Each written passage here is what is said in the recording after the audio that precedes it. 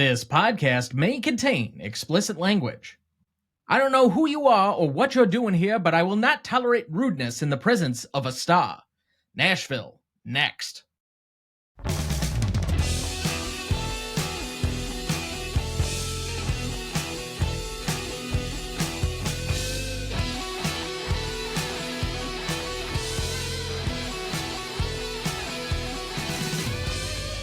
Welcome to the Greatest Movie of All Time podcast, the show that uses a unique grading style to redefine what the greatest movies are. I'm Tom Duncan. And I'm Dana Duncan. And tonight we are talking about Nashville. This is our second of four major Best Picture nominees from 1975 that we'll be discussing this year for the 50th anniversary. We previously discussed Barry Lyndon going back to January, so you can go back and catch that there. But tonight we have our second of the two in Nashville by Robert Altman.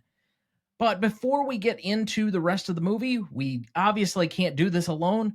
We also welcome in our returning celebrity guest, a film commentator and occasional writer-contributor, making his second appearance on the show to date. Please welcome back Scott Cole!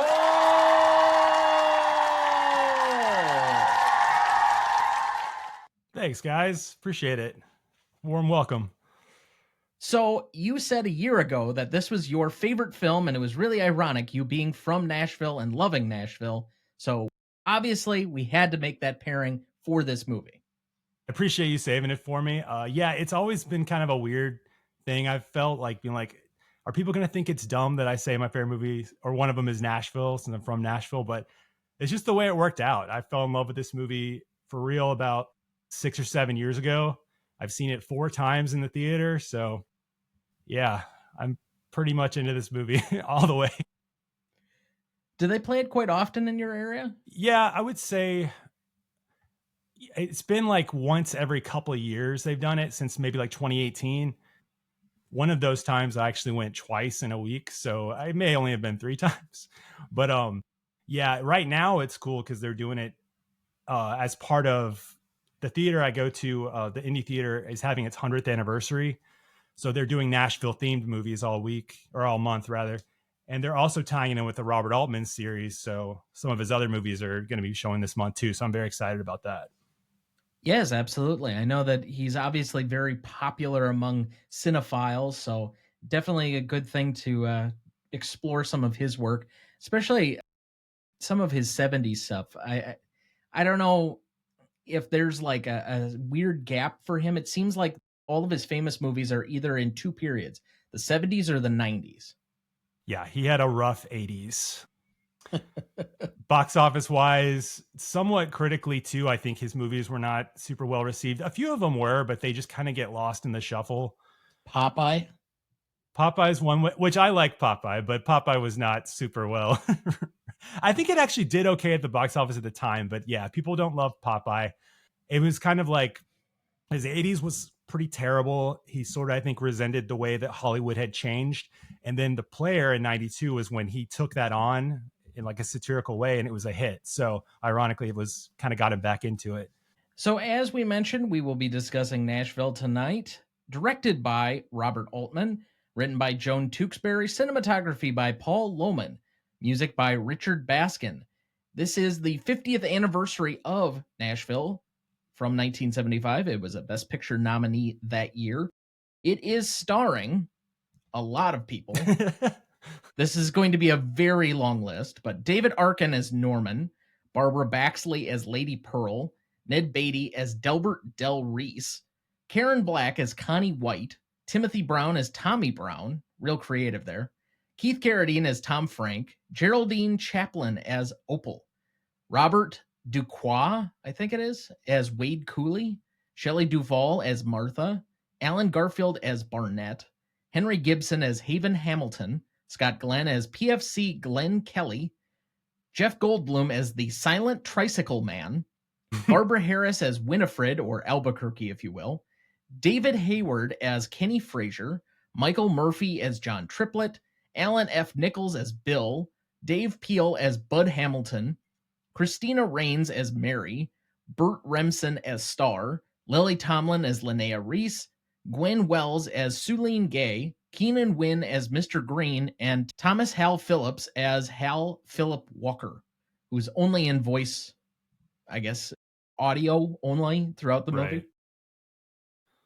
And he feels like one of those kind of that guys. If you see his picture, I'm sure you'd recognize him. But so, Dad, this is your first time with Nashville, is it not? It is. What were your first impressions? I could not understand what I was watching. It reminded me of a family reunion where you have a bunch of people milling around talking and none of the conversations match or fit with each other, but yet they will spill over into another conversation and just keep going like that the entire day. And by the time you're done, your head's swimming with how much information you've gotten from people you didn't know and many people you never wish you had known. I suppose that really does describe family. This film famously does not have like a really hard script. It has kind of a loose structure that it wants to follow, but really we're more into character development and putting people in moments and letting them act. So it's really not hard to think that. I think when my grandma described or asked me, what is the plot of the film? And I said, it might be generous to describe that there is one. You can say like, I was trying to think of a way to summarize it. I was like, Friday through Tuesday in Nashville in the summer. A lot of musicians. Like, it's tough to talk about the plot of this movie. Yeah, it's kind of a long winding road of just randomized scenes of people thrown together. Like, how do you really describe other than just a general description of the scene when they're in the car pileup and everybody's just out mingling on the highway for however long?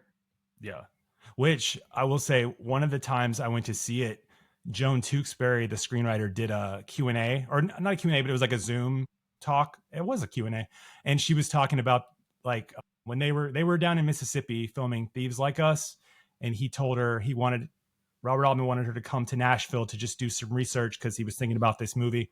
And she said when she got here and she left the airport, the first thing that happened was there was a giant car pileup on the interstate. So that's why she started the movie that way, because that was her first experience in Nashville, which I thought was kind of funny.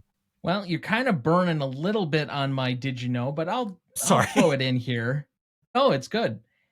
So the film was created due to an offer Robert Altman turned down. Originally, he was offered the chance to direct another script that took place in Nashville. He turned the project down, but became interested in the setting. He sent his script supervisor, Joan Tewksbury, to Nashville to observe the place and take notes. She wrote a diary, and that diary became the basis of her screenplay. From there, several scenes were rewritten or improvised by the performers, but a standard practice on most apparent Robert Altman films. So I agree. This is going to be a very difficult film to say what it's actually about. I think there are better people to probably describe what it is. But before we get there, since Dad does not have a prior relationship to this movie, I will just quickly ask him a question that we've been kind of doing for a few months now. Dad, did you like the film? This is one of these where I've been like searching, trying to come up with an answer because I knew this question was coming. Let's put it this way. When I finished the film, the answer would have been no, because it didn't make any sense to me. But as time has gone by and I've thought about it and the nature of it, I would have to say I'm leaning towards I like it. Okay. I almost think I need to watch it again because it was such shock value the first time that I might have new appreciation or understanding of it by watching it again. So I think I've described it before, and I'll use an example that I've brought up many times, usually describing comedies. Somebody had asked Will Ferrell once upon a time why his movies were funnier the second time.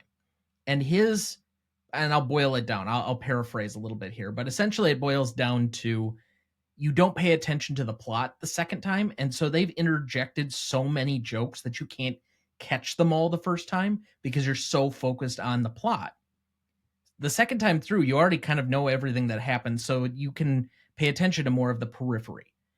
To me, I was a little bit dreading watching this film because I remember being very bored when watching this about 4-ish years ago when I was crossing it off the AFI list for myself. I think it was in the second version of the AFI list. I don't think it was in the original top 100 from 1998. But the second time through here, there was just enough where I'm like, I know there's no plot. I know this is kind of meandering. So I'm just going to let it wash over me. And there were several sections of this where I legitimately had good times laughing at just the absurdity of things, whether it be the Barbara Jean and the chicken thing or whatever with the fuck was going on with that, or the reporter reporting on the bus graveyard or the car graveyard, just the absurdity of it. But there were other times where I'm like, this would be a hard sell to anybody to say, you have to watch this twice. It's a 2.5-hour movie with next to no plot. And I wonder if anybody in this day and age is, unless they're like a deep cinephile, is really going to be into that. I will say the first time I watched it, I liked it, but I was not crazy about it. And I think what Dana was saying, I almost want him to watch it again because I feel like every time I watch it, I get new things out of it. And I notice more connections I didn't notice the first time. There's so much in it. You're right. The first time it's like being thrown to the deep end. You're just trying to survive the movie. And then as you I feel like it ages well. It's like in your mind, it ages well. It's like it takes a little bit, but like you said, it's a long movie, so it's hard to say that like you need to watch it over and over again. But I will also admit that possibly my connection to Nashville has a lot to do with why I like it nostalgically. So I may be a little too far on that end too. So I should learn by this, which is every time I see Robert Altman's films, I watch them for the film. And I should understand that Altman has to have one of the driest senses of humor of any person I've ever met or known of, because I need to start thinking of these as not being necessarily a serious film, but his thing of what he thinks is just funny. It certainly hits you in the face in a way that you're not sure of. You and Grandma focused so much on how poor the singing was. Like Henry Gibson. Wow. So bad. And I've had laryngitis and sung better. But the absurdity of obviously placing where these are supposed to be country western stars and they're all terrible singers is very much intentional. And I think I only got that the second time through. Mm-hmm. There were a lot of really bad. I mean, I love Johnny Cash, but Johnny Cash could not sing. He was terrible. Yeah, I think I'm going to pull that one out and put that on the internet this week and see what kind of TikTok numbers that'll do. Yeah. I was going to say, one of the times I watched it, I actually watched it with Altman's commentary, which I found very enlightening. But pretty much what you're saying, like even the scene at the exit end where Bill, Tom, and Mary are singing, there's a part where her voice like cracks in the middle of the song and she clears her throat into the mic. And he's like, yeah, we just left that in because we're like, wow, that's real. Like, I think he just likes that they sound like real people, Yeah, I think that he does get a kick out of that a little bit. Well, I kept thinking to myself, every time Sulene would sing was like every one of those American Idol episodes where Simon Cowell would just rail into somebody because they were terrible and they'd convince themselves they were going to be this huge star. And it was hilarious. That was the entire reason for tuning into the show for the first half. Oh, yeah. And he said about that actress, Gwen Wells, they obviously wanted her to be a bad singer for the role, but they thought she was so bad that they sent her to singing lessons for a little bit to try to get a little better. And he's like, that was the best she could do. She was just tone deaf. Like that was her best. And wow. Poor Gwen Wells. Gosh, that is a risky thing to do on film, is to do that. Put yourself out there like that. Which was worse, striptease or her singing? So as we've mentioned a few times, this is the 50th anniversary of Nashville. So just a little bit more background on the film. Nashville was released on June 11th, 1975. On a budget of $2.2 million, it would go on to gross roughly $10 million and finish outside the top 25 of the year at the worldwide box office. Most of the top critics were effusive in their praise at the time for the film, and Nashville would go on to be nominated for 5 Oscars, including Best Picture, Director for Robert Altman, 2 Supporting Actress nominations for Lily Tomlin and Ronnie Blakely, and it won Best Original Song for I'm Easy for Keith Carradine. It became the first and only one of the 8, as of 2024, films to win Best Picture from 3 out of the 4 major U.S. film critics groups: LA, the National Board of Review, New York, and I'm drawing a blank. Maybe it's the National Society of Film Critics, NSFC. Along with the following year, All the President's Men, Terms of Endearment, Goodfellas, Pulp Fiction, The Hurt Locker, Drive My Car, and Tar. You'll notice that very few of the ones mentioned actually went on to win Best Picture. Obviously, some separation between both the public perceptions and the Academy versus the actual critics. Nashville is regarded in critical circles as Altman's magnum opus, as well as one of the greatest films of all time. In 2007, the movie was ranked number 59 on AFI's 100 Years, 100 Movies 10th Anniversary Edition list. It did not appear on the original 1998 list. The song I'm Easy was named the 81st best song of all time by the American Film Institute, probably in 2003 would be my guess. In 2013, Entertainment Weekly ranked it as the 9th greatest film in history. Nashville ranked 14th in BBC's 2015 list of the 100 greatest American films. The February 2020 issue of New York Magazine lists Nashville as among the best movies that lost Best Picture at the Oscars. In 1992, Nashville was selected for preservation in the United States National Film Registry by the Library of Congress. It currently holds an 89% among critics on Rotten Tomatoes, a 96 score on Metacritic, and a 4.2 out of 5 on Letterboxd. So, I will pose the question we've been dreading. What is this movie about? Okay, so Friday through Tuesday in Nashville, 24 characters coming from all different walks of life. You've got, your big country music stars. You've got some more struggling people trying to make it into the country music scene. You've got folk singers from LA. I guess they'd be considered folk singers from LA coming in to record in Nashville. And they're all going to have, I'm trying to think the right way to say it. It's like, it's just them living their lives. And it's a vibe. You just have to get on the right wavelength with this movie. And you're just like, see, I can't even describe that without going into vibe. Like, it's hard to even stick to the plot when you're talking about the plot. All right, let's just go with it's a vibes movie. Okay, I like that. I think it's a story of how everybody's the star of their own movie, and it's a little individualized movies throughout. And it's the relationship between music and art and celebrity and non-celebrities, and how they all intertwine and overlap, I guess. That would be great if you could explain to me what the meaning of the shooting in the final scene is, because that's the thing that seems the most out of place with the entire rest of the movie. It's an actual plot device in a movie with no plot. Well, apparently, I was reading in my research that when John Lennon was shot, a reporter from the Washington Post called Altman and said, "Do you feel guilty?" And he's like, "Feel guilty for what?" And they said, "Well, you're the one who kind of implied this was going to happen, and now it's happened." And he goes, "I didn't imply anything. I gave you a warning that there was going to be people who are going to cross over and shoot celebrities just to become them celebrities themselves." And I think that's his ultimate warning in this film, is that those who are not celebrities will go to extreme measures in order to become celebrities themselves. And we're seeing that. How many people right now are running around, they see a celebrity in a restaurant, and their little phones are out photographing, hoping they catch them doing something wrong so they can post it on the internet and be famous themselves for having caught some faux pas a celebrity does. Doesn't have to rise to the level of an assassination, but in some part, it's at least character assassination.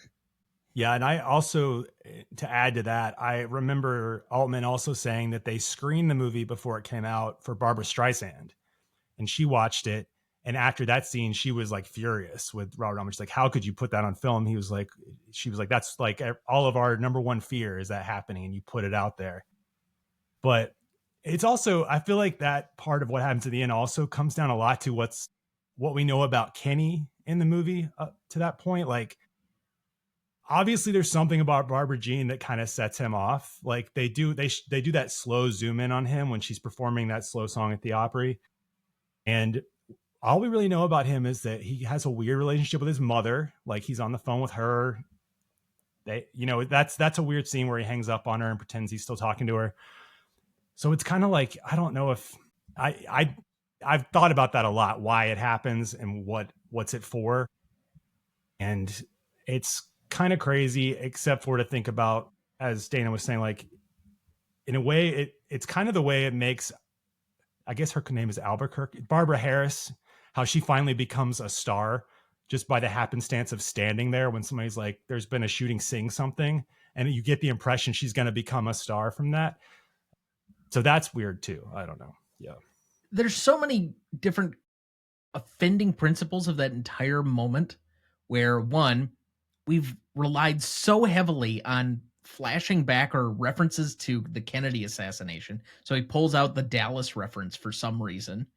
Then you have the actual country western star, who is a quote unquote singer, trying to encourage somebody else to sing in the moment, not realizing, I don't know, this is my job, and not doing it himself. Then you have her leading this song that's basically about we're not going to be neutered, we're not going to be silenced, we're going to be okay. And so it just reminds me of the end of Life of Brian. Look on the bright side of life. Well, in Haven's defense, he has been shot. Well, that's fair. That may be why he's not singing. But then again, you think about all this and they're talking about Dallas, and one of the things, guy was a local reporter in Dallas. He just happened to be on the sidelines, and all of a sudden it happens in front of him and he's getting stories and sending it to New York and ends up getting a job and moving up the ranks. Dan Rather. So that's how these things happen. Events trigger and people are launched into stardom as a result of something that happens by chance. Yeah. So, Dad, do you have a plot summary ready for us? I do. A sprawling mosaic of American life. Nashville follows 24 characters over 5 days, leading to a political rally in the titular city. Set against the backdrop of country music and political ambition, the film weaves together intersecting stories of musicians, wannabe stars, politicians, and ordinary citizens. Through overlapping dialogue and naturalistic performances, Altman paints a satirical yet poignant portrait of fame, identity, and the uneasy state of the nation during the 1970s. The film crescendos into a shocking act of violence, underscoring its themes of disillusionment and the chaotic intersection of celebrity and politics. Thank you. Very nice. All right, did you know? The film was very much improvised by the actors and actresses who used the screenplay only as a guide. They spent a great amount of their time in character, and the movie was shot almost entirely in sequence. Did you know? All songs were recorded live rather than being pre-recorded in a studio, which goes to your comment before about the clearing of the throat in the mic. That obviously does not happen if it was in a studio recording. Did you know? This movie's 11 Golden Globe nominations remains the most for a single film. It also received 4 nominations in a single acting category. This was and remains unprecedented for major film award shows. I mean, I know we don't talk about the Golden Globes much here, but this was definitely a critic's darling. I don't know if it measured up on the audience perspective, but this was something that the critics clearly were invested in at the time. Did you know? In the opening sequence, the character played by Henry Gibson demanded that his piano player be replaced by the pig, quote unquote. At that time in Nashville, one of the most in-demand session players was a blind pianist named Hargus Pig Robbins. The man playing the piano in that scene is actually Richard Baskin, the music supervisor on the film. And finally, did you know the role of Linnea Reese was created for and by Louise Fletcher, who herself was the daughter of 2 deaf parents and knew sign language. The role was eventually played by Lily Tomlin. Tomlin concluded that things worked out in the end because she was offered the role of Nurse Ratched in One Flew Over the Cuckoo's Nest in 1975 and turned it down, which enabled Fletcher to eventually get it. So in a sense, they simply traded roles. I remember also in Louise Fletcher's Oscar speech, she speaks sign language to her parents. So I just forgot about that until you said that. That makes sense. I honestly could see Lily Tomlin doing the Nurse Ratched role, though. I think she could have done it pretty well. As long as she didn't break out into what's the operator character from Laugh-In. Is it Geraldine? Is that her name? Yeah, Geraldine. Yeah. And so that looks like a good spot for our first break. We will be right back.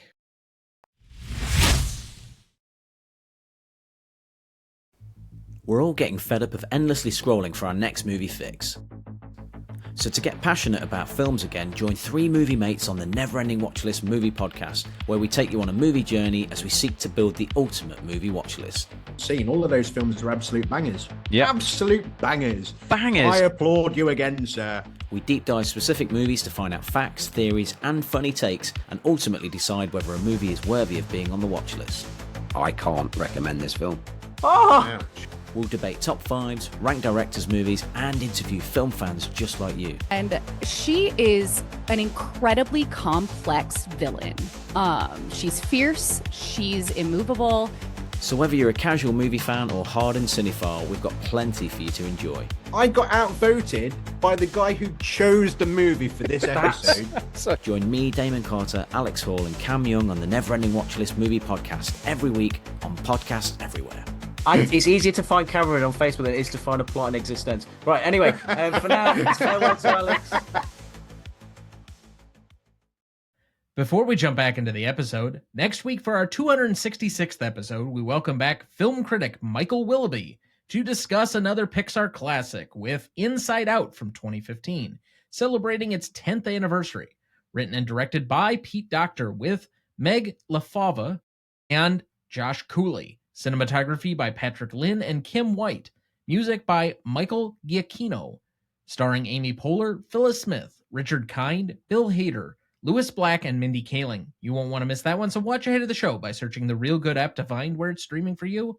That's REELGOOD. Let's check in for a moment with our guest. Scott, what have you been working on and where can people find you?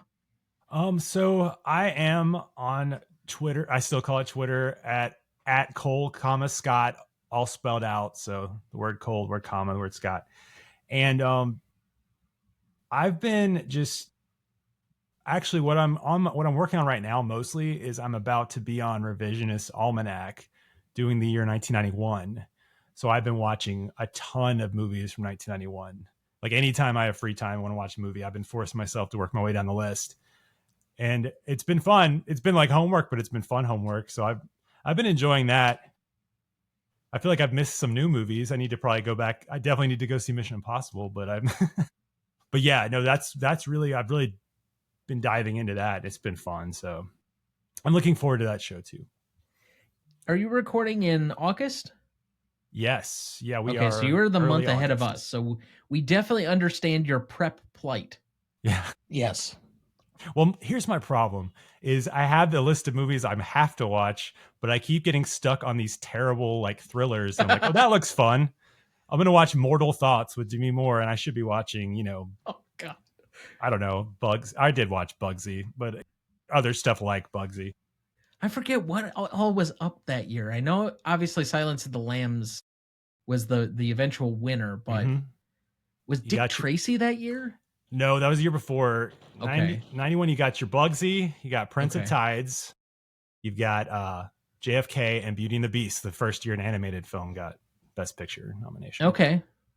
Two of those movies, I won't say anything. I don't want to spoil, but yeah. Yeah. I don't. There's a lot of crossover between our audience and I'm sure Revisionist Almanac, so definitely don't want to preempt too much and leave the surprise for on the recording. Someone in the Discord was starting to talk about Silence of the Lambs. I was like, I can't do this. I can't have this conversation right now. Yeah, definitely. So, and for what it's worth, we are a resistance podcast, so please refer to it only as Twitter. We certainly don't kowtow to Elon, screw Elon, and we certainly don't refer to any stupid names like X. Thank you. Yes, perfect. Okay. I'm in good company then. Yeah, absolutely. Now, you are also someone who is currently working on our collective project that we have yet to announce formally. How is that going without talking about it too in depth? Yeah, I have been working on a preliminary list. Challenging for sure. And, you know, you think about the different criteria you try to bring to it. It's like, how much does, let's just say, for example, Nashville. How much of my love for that movie is my particular circumstance and relationship to it versus how great it really is? You know what I mean? It's like, you feel like there's a weird push-pull with that, you know? So I'm trying to kind of figure out. And also, I feel like there's a lot of movies I need to see before. Like, there's some classic blind spots I really want to address before I make that list. So yeah, I'm excited for it. It's going to be, you know, prep, but I like it. Yeah, I would feel the same way. I know that, unfortunately, my obligation is first to finishing the year 1982 for our appearance the month after you're on Revisionist Almanac.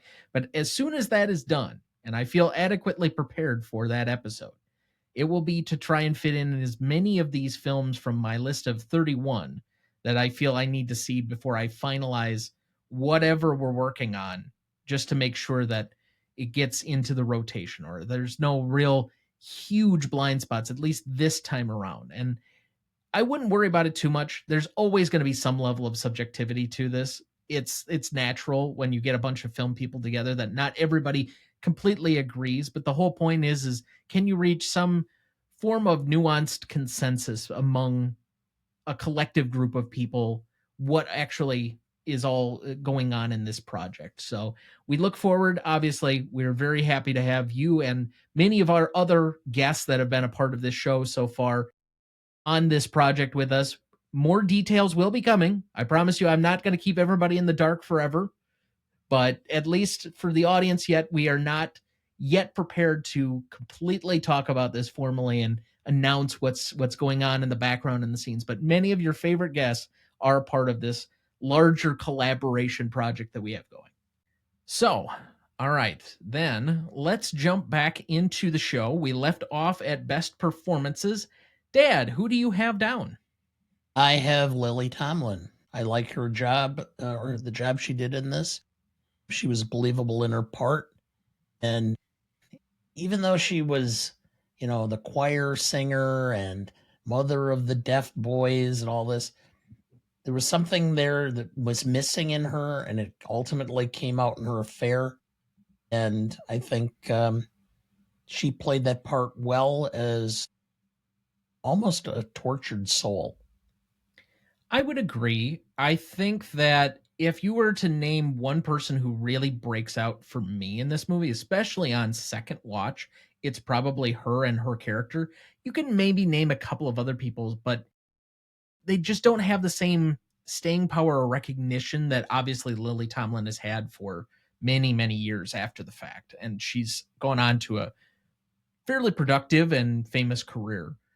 But I definitely found her to be the most easy to follow character line because it felt like she had the most true character development. And so that's why I ultimately went with her for charismatic. But my best performance, I kind of defaulted in a way that we often do, just totality of the performance. You're talking about tone, you're talking about trying to get the actors to do a very improvised thing, which is not going to be easy. He kind of birthed the script through an advisor that he had. So I'm defaulting to Robert Altman just again, the general aesthetic of the movie and how you watch it is very much controlled by who the director is here.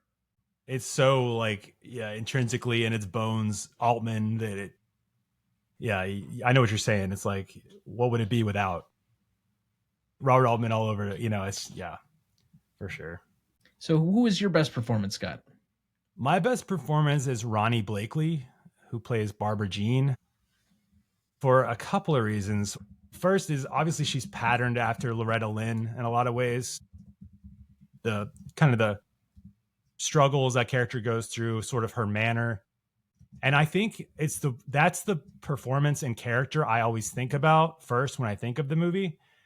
I think it might be because it's the one that kind of breaks my heart the most, but I think she does such a great job. I know she was actually like a late add to the cast too. She wasn't originally that part. She just was writing songs for the movie, and whoever they had, I think it was Susan Anspach or whatever, she had to drop out. So Ronnie Blakely took the part. And what I'll say about it is there's a certain way that she had. I feel like in my life, living in the South forever, I've met and known a lot of Barbara Jean type people, not necessarily country like stars, but the people who speak the way she does, kind of ramble on a little bit. Like they just have that way. And she just nails it to me so perfectly that I recognize that character in a lot of people I've met, even people in my family. So I think she runs away with it. And I think we'll talk about this later with the song, but her performance of the song Dues at the Opry, that's the second song. She sings the slower song, just is a showstopper. It just like, everybody's just frozen during that moment. It's such a good performance and very emotional. If you were to really highlight one person who could definitely sing, it's probably her. I think Keith Carradine is kind of or I guess I was surprised at how well he could sing, but especially when they get into the trio, I thought that was also very good. But she, by far, as a solo artist, was the most passable for somebody who could have been a musical star. And I also think her songs that she has in the movie sound the most like real country songs to me, in my opinion. So best secondary performances, I have the aforementioned Keith Carradine. Again, he's kind of a surprising person, especially where my relationship with Keith Carradine is as a much older guy. I think the first time that I really got to know him, or at least had a relationship with him as an actor, is on the show Dexter. And by that point, he's in probably his mid-50s, mid-60s, or whatever. He's an old guy, but he's clean shaven. He's in the FBI. He's definitely not basically a traveling hippie as he is in this movie. And he's hard to recognize, but he's kind of a surprisingly charming person. He's got this affable quality to him. He definitely can sing a lot better than I thought he could.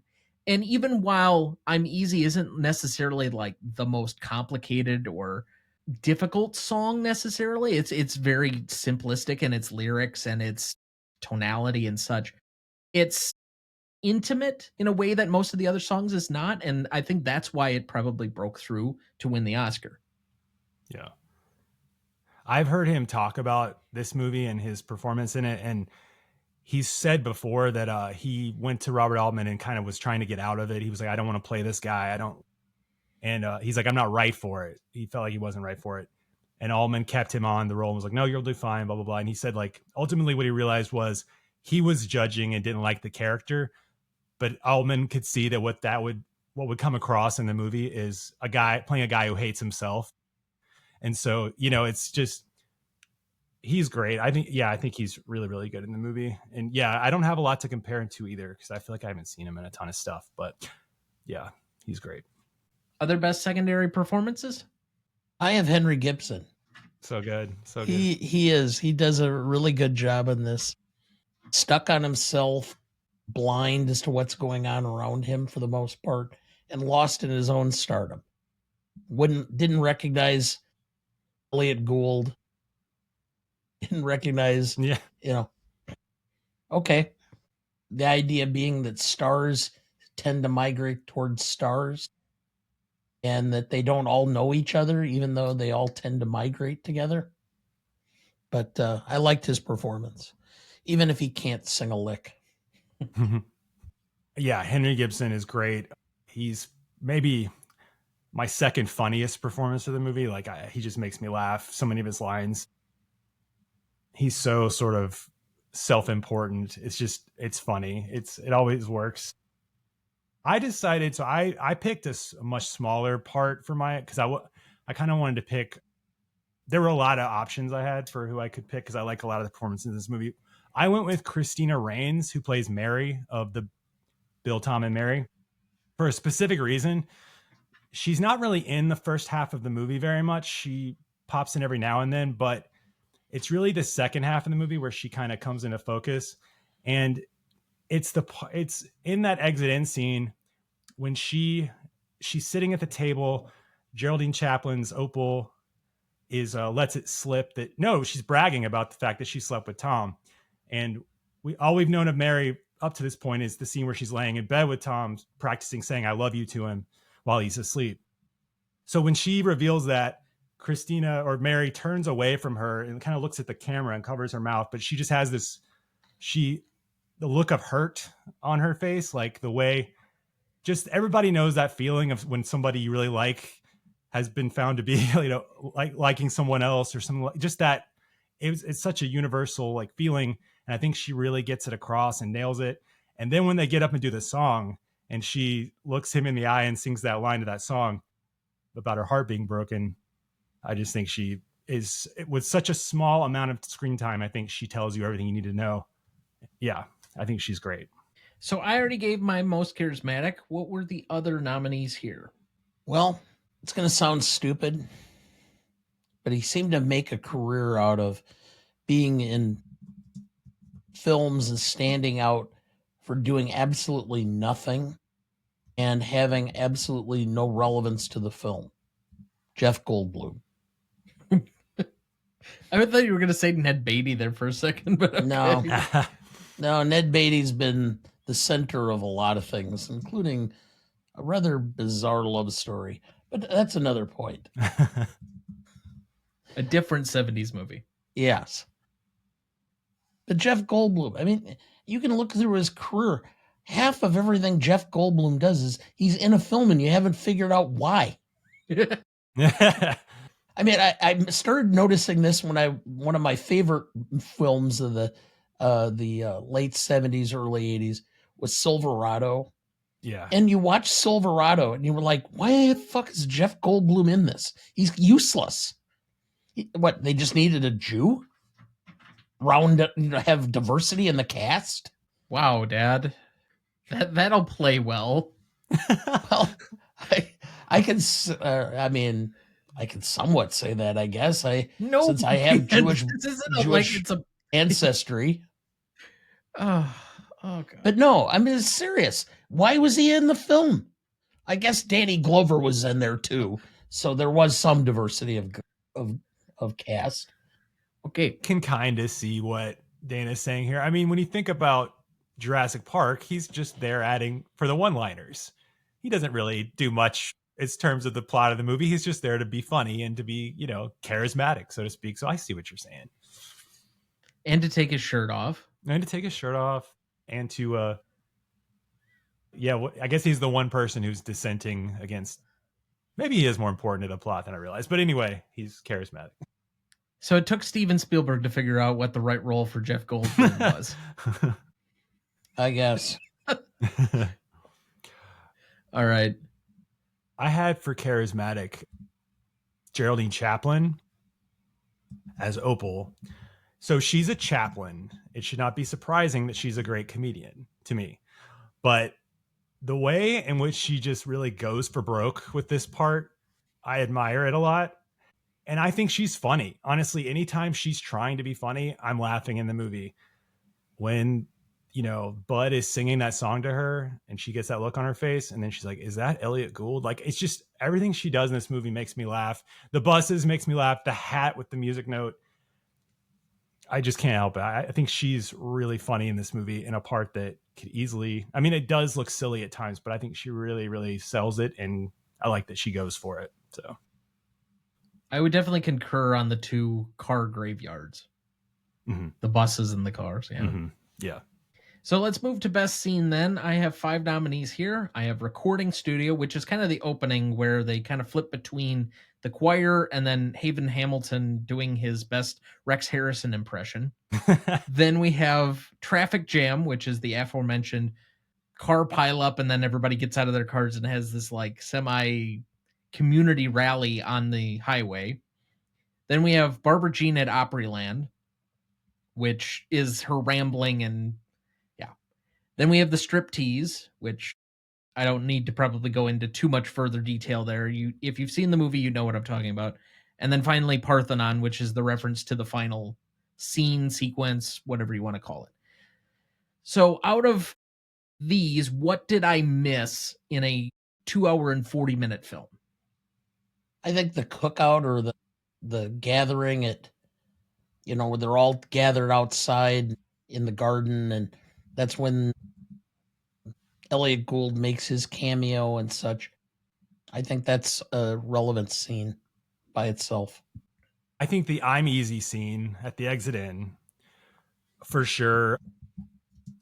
That's a classic song. It won an Oscar, but it's more the way they use that song with his character so that it's so manipulative of all the women in that room, and you get the way their reaction shots are perfect. Lily Tomlin's reaction shot is breathtaking, probably, and my feeling probably the main reason why she got nominated, because she conveys so much with her face just in that long shot of he holds it on her for so long while he's singing that song, and I just find that to be a kind of another like showstopper moment where you're kind of blown away. I am anyway. All right, so we have recording studio, traffic jam, cookout, Barbara Jean at Opryland, striptease, I'm Easy, and Parthenon. What is the best scene of the movie? For me, it's traffic jam, because everybody is in the same situation. So they have no choice but they're all brought down to a common theme, a common situation, and they have no other option than to mingle. And so I think it shows that celebrity, non-celebrity, talent, non-talent, one thing can bring everybody on an equal footing. So a film that I have also had difficulty necessarily appreciating because it seems plotless and much more about an aesthetic. This is the scene that really reminded me of Playtime by Jacques Tati, that it's kind of got that level of an aesthetic to it, that they're all kind of commingling, but I mean, at least there's dialogue, so it's not like a direct play on it, but it's just kind of got this aesthetic feel where they're all stopped by the same inconvenience, but then they're forced to kind of interact. And it's kind of got this, for lack of a better term, je ne sais quoi about what's going on in that sequence. If I have to pick best scene might be tough. I will go with Barbara Jean at Opryland, just because I think that's like the seminal performance. I know I didn't nominate Ronnie Blakely for anything, but certainly I that was the most laugh out loud funny moment of the entire movie for me, was her every time she'd start up the band and then, well, nope, I've got some other anecdote that I've got to tell.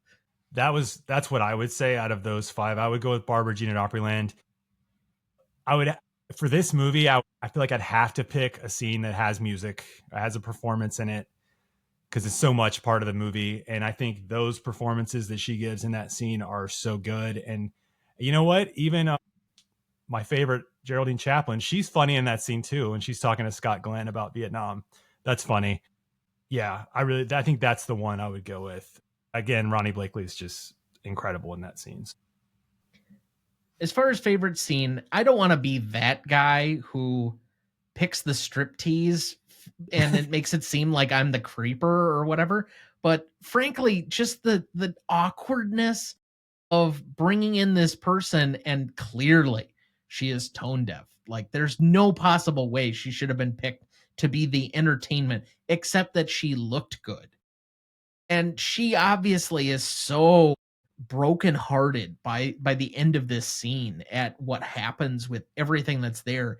And it really kind of makes the audience feel a little bit creepy by the end of it. The voyeuristic, you're obviously seeing this striptease for your own satisfaction, much in the same way that these guys who come to a political rally are seeing this thing, and it feels awkward instead of titillating. But at the same time, it's so funny that how she just cannot sing at all, a lick of anything, and they finally like, yeah, we don't need to hear you sing. That's not why you're here. Yeah. You know, another thing that's upsetting about that particular scene that I noticed this time that I hadn't paid attention to before is up until that point, we've met Haven's son, Buddy, and he's been like a nice guy who's, you know, singing that song he wrote for Geraldine Chaplin. He's been kind of friendly. And he's like in that table with them, just like cheering her on and drunk and stuff. And you're just like, I mean, it makes sense. You know, you find out more about people the longer you spend with them and stuff. And people have, you know, do stupid things when they're drunk, you know, but it's just you're kind of disappointed he's there partaking in that based on what we know about him up to that point. Dad, favorite scene? Barbara Jean at Opryland, simply because it was the funniest. So, as a brief aside, if Barbara Jean is supposed to be Loretta Lynn, obviously with the husband being Doolittle, the question then is Harv a country star or an amalgamation of country performers? I'm looking at some of the top ones at that time. Do you mean Haven? Or Haven, excuse me. You know, I'm talking George Jones. We're talking Conway Twitty. Yeah, maybe Conway Twitty. Yeah. Porter Wagner. Yeah. So it might be an amalgamation of all those, like you said. Yeah, because I can see a lot of each of those in there. Yeah. Roy Acuff even. Yeah. When you said Porter Wagner, that really made me. I was like, oh yeah, there's a lot of that in there too. Yeah. Yeah. You lost me at half of those names, but okay. I'm all in. I know. Yeah, I know everything you're saying. I have a great Porter Wagner story, by the way. I'll tell you during the break. No, just drop it now. There's going to be no other opportunity to name drop a Porter Wagner story. Okay, so my grandfather loved Porter Wagner. That was his favorite. And I must have been about 7 or 8. And I used to go to sleep at night, and on Clear Station, you could get the Grand Ole Opry. And so on Saturday nights, I would go to sleep with my radio on, and I'd listen to the Opry because my parents were big country and Western fans. So I wanted to go along. So we went, and they came out and said, Porter Wagner is ill tonight, and if you want a refund, you can have a refund, but his partner is willing to come on stage and perform instead of him. And she came out and performed for an hour and a half straight, did every kind of song you could think of. I thought she was absolutely wonderful. My grandfather said, well, she was okay, but she was no Porter Wagner. It was Dolly Parton. Yeah, Dolly Parton. That's awesome. Yep. All right. The subject of I Will Always Love You. I'm sure you knew that. Yeah. Well, this ties in perfectly with what Dana just said because he talked about the Opry. My favorite scene is the Grand Ole Opry scene, that like 10-minute chunk of Tommy Brown performing, Haven singing that ridiculous song about leaving his wife. For the sake of the children. Yeah. And you meet Connie White, who Karen Black, very good as this just kind of above it all, you know, just, she's just great at playing like just an unfriendly presence in the movie. But the reason why I think I like that scene or why it's my favorite is because I grew up watching the Grand Ole Opry and listening to it with my grandparents. And it just definitely gives me that nostalgia high that only stuff like that can. Even the part where they're doing the little radio jingle or like commercial for Goo Goo Clusters, that just all is perfect for, it just reminds me of childhood. And I've just grown up with this stuff forever. So it's feels real to me. Around the money. Moving to most indelible, for me, it's the ending, just because of how strange it is and how much it doesn't seem to fit with most of the rest of the movie. Although I think the further we've talked about it, the more I can kind of reconcile it with everything else.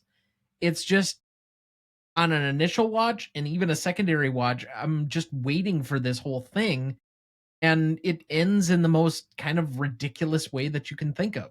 So for me, thinking back on it, and I saw it only one time prior to this prep watch, was like 4 years ago. It was the number one thing that I thought of. I have it also. It's the culmination of everything and all the stories seeming to come together at the very end. I have it also. I will say, as a quick aside, it is strange to go watch this movie in a movie theater and then drive 3 minutes down the road and look to the right and see the Parthenon. It's weird, but that's what happened to me. Yeah, I think one of the weird things about this movie is the first time I ever saw it was like a day after I'd first seen Brady Corbett's movie Vox Lux, which is also about somebody who becomes a famous singer through like tragedy and just become, kind of accidentally. So I thought that was weird that I was watching those back to back because of the way this movie ends. So if you're looking for a double feature recommendation from Scott here. Yeah, Vox Lux, which also has concert performances in it. But yeah, and also I think it's an interesting scene in the sense that everyone's together. The only time maybe everyone's together, aside from maybe at the airport at the beginning, but everyone's there. All the characters are there. People, when they pan across the stage, showing everybody just waiting in the wings, it's everybody we've met pretty much. So, yeah. All right, that looks like a good spot for our second break. We will be right back.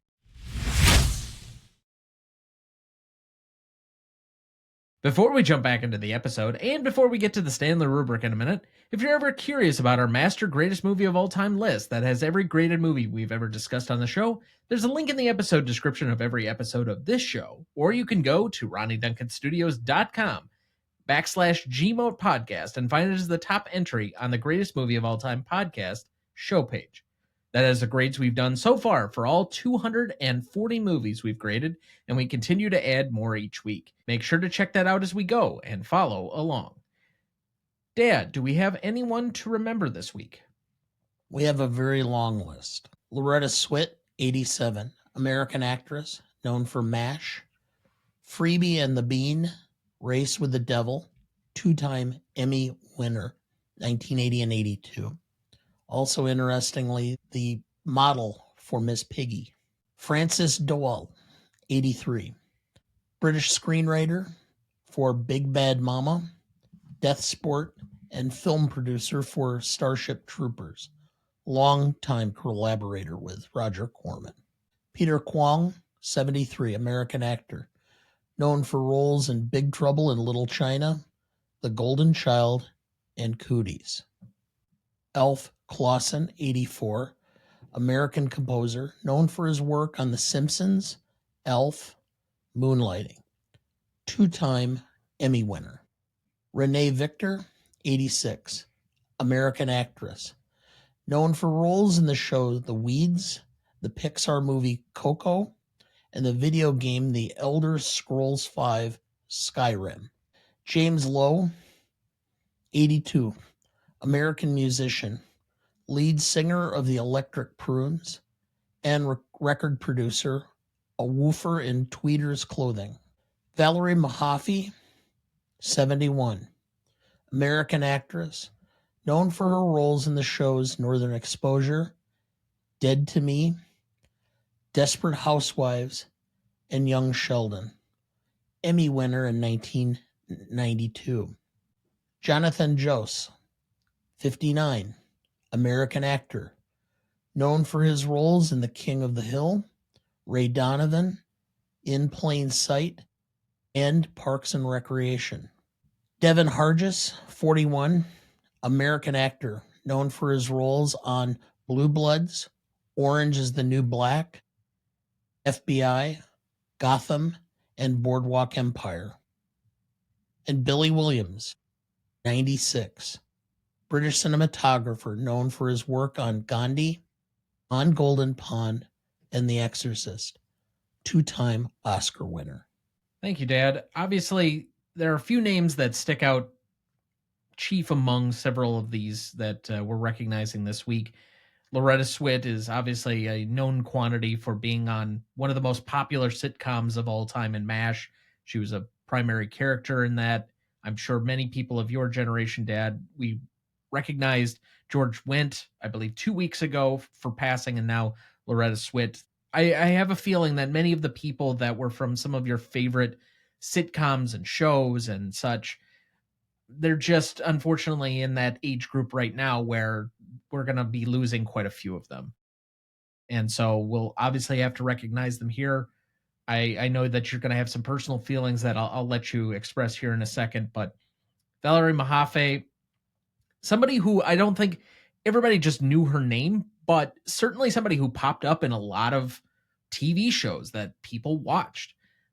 Did to me is kind of a random one that I know it was on Netflix, so there were a lot of people I'm sure that watched that more than we probably know because we don't always know the numbers to that. But it's just another character. She's playing the really suffocating mom in that show for some reason, and she was really good at it. And obviously, multiple Emmy winners in this list of people that we have here today. I'll also recognize somebody that I have kind of an unusual relationship with in Jonathan Joss. Some terrible circumstances that ended up in his demise this week. I won't go into them here. Obviously, you can search them yourselves. Terrible tragedy, specifically with his particular passing, this being Pride Month and all, and we will definitely recognize that here at the end of the show. But I just wanted to recognize him here for a very small part in probably my favorite all-time TV show in Parks and Recreation as Chief Wamapoke, and just how much he plays up that part so wonderfully to make it more or less poking fun at white people who are constantly on edge to talk about anything having to do with race in that show, and tiptoeing around all of the Native American stuff that we feel so guilty about, and making it kind of like white guilt be the center of how his character is appreciated in that show. I just thought every time he came in, and I think he was only in a handful of episodes through the course of the show, but every time he came in, he just made the show that much brighter in his few brief moments. So I unfortunately don't really know him for several of his other roles. I was not a King of the Hill watcher, but for my relationship with him in Parks and Recreation, obviously somebody that I'm terribly sorry to see him pass, especially in the way that he did, but just generally, there are a lot of people to be missed this week. Yeah, I understand perfectly, and unfortunately, I'm seeing a lot of this start. You know, again, I saw an interview Dick Van Dyke did this last week where he talked about the fact that it's nice to be 99, but he doesn't have anybody left that he's friends with because they're all dead. We're going to start losing a lot of these people. Really enjoyed Loretta Swit. Valerie Mahaffey. I was a huge Northern Exposure fan. Your mother and I never missed an episode. We thought it was just absolutely riveting TV. It was a cross between drama and just absolute comedy. And I think it's one of the reasons why several of the characters she's seemed to really enjoy in film and other works outside of that. I will miss several of these people, and several of them, I think it's nice that we're able to do this because some of their work, they're older, some of their work is older. I think this gives them some deserving recognition for the contributions they've made to entertainment. Yeah, I was about Valerie. I was going to say, well, also, first I was going to ask, was Northern Exposure what she won the Emmy for? Because I think the time period would have been right. Okay. Yeah. I remember her as, I've seen her, you know, she's one of those people you just see in a lot of stuff, like you said, everywhere. I remembered her most from Seinfeld, an episode where she played, I think it was George's girlfriend who was going to help Jerry with a tax problem or something, but she was just very memorable to me in that part. Jonathan Joss, like you said, with Parks and Recreation was awesome. And then I was a big King of the Hill fan, so his voice is a big part of that show. And then, so on my Twitter profile, I have like the 3 things you need to know about me are I like movies, I like tennis, and I like the first like 10 seasons of The Simpsons. Like it may extend to like 14. The 90s into like the early 2000s of The Simpsons are my favorite TV show. I watch them on repeat. I fall asleep to them. I just watch them a lot. Basically any musical moment that you really like from that show is because of Alf Clausen. So that was a really big bummer, although it has been nice to revisit a lot of stuff. online where people are posting their favorite musical moments and their funniest musical moments from The Simpsons. That's been nice to see like a compilation of those. But yeah, that's sad. He'll be missed. And another person that I don't know, we're not going to talk about cinematography when it comes to 1982, but Billy Williams having a nice 2-year back-to-back run between winning for On Golden Pond and Gandhi in consecutive years. Yeah. Gandhi, say what you will about that movie, and I know that, Dad, you will have your just desserts when we get to the 1982 Revisionist Almanac. You've definitely teased that, and I will definitely be the Gandhi defender for that episode. I have a feeling. However, I don't think you can criticize the way that film looks. I think it does share a lot of the epicness of its forerunners before it, and he certainly did not disappoint there. So, all right. We say goodbye to all these we have lost this week with a moment of silence in their honor.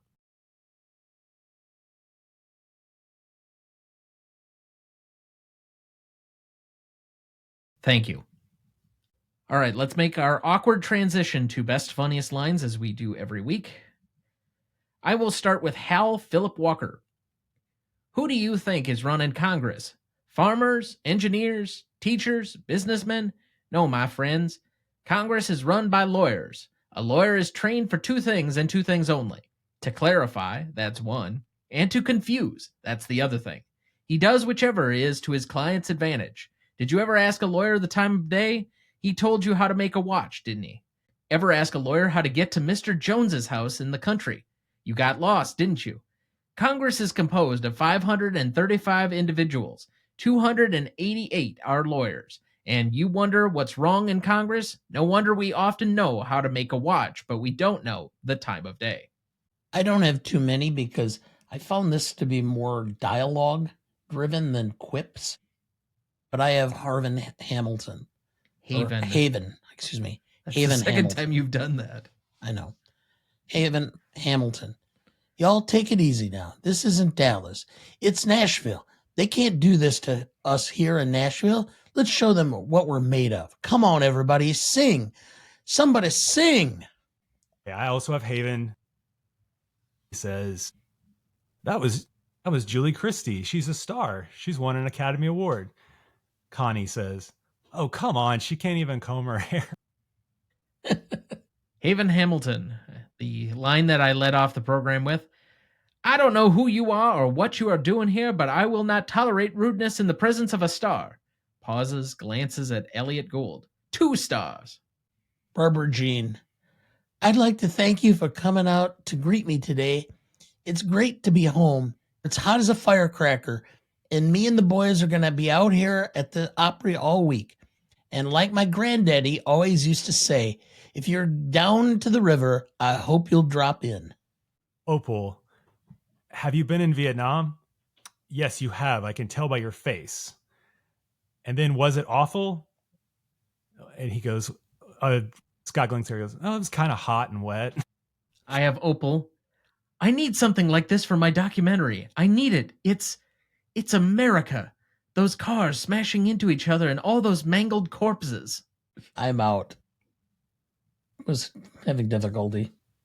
Tom says, how you doing, Sarge? You kill anybody this week? Opal speaking into a micro recorder as she walks through a school bus parking lot. The buses are empty and look almost menacing, threatening.